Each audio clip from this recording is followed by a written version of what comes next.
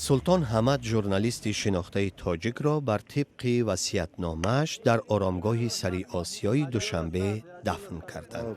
بیشتر از همه برای من آدمگری، انسان پروری و خاکساری سلطان حمد بیش از همه عزیز است. در روزهای ما یافتن شخص چون سلطان حمد به حد مشکل است و ما امروز او را گم کردیم. او 8 ماه آخر از سرطان معده رنج می‌کشید. شام 6 ایون در حلقه نزدیکانش در شهر دوشنبه در 68 سالگی فوتید. جمع خبرنگاران وفات سلطان حمد را تلفات بزرگ عنوان کردند.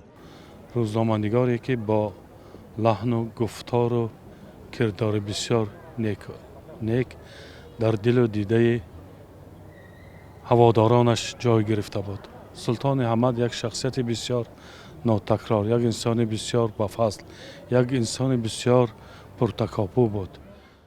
هیچ وقت علیه اون خواسته ها و آرمان های ملی نرفت و نمی رفت و همین آرزوش و همون دیدگاهش و همون خواسته هاش و همون بگیریم موقعی که داشت در همون موقعش استوار ماند. نام سلطان حمد از اوایل سالهای 90 عصر گذشته به مطبوعات وارد شد. در آبان جنگ شهروندی تاجیکستان به نیروهای مخالفین تاجیک پیوست و از سال 1992 تا 1997 با ده‌ها هزار پناهنده تاجیک در افغانستان قرار داشت.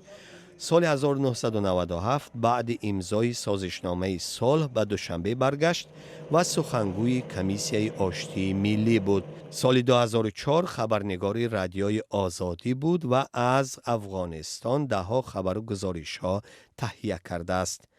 او بیشتر در موضوعهای هنری تحقیقات و مطالبش را در تارنامه خصوصی خود روزگار نشر کرده است. چند کتاب هم نوشت که مشهورترین آنها درباره آوازخوان شناخته شرق احمد ظاهر است. سلطان حمد سال 1951 در ناحیه طویل دره به دنیا آمده است.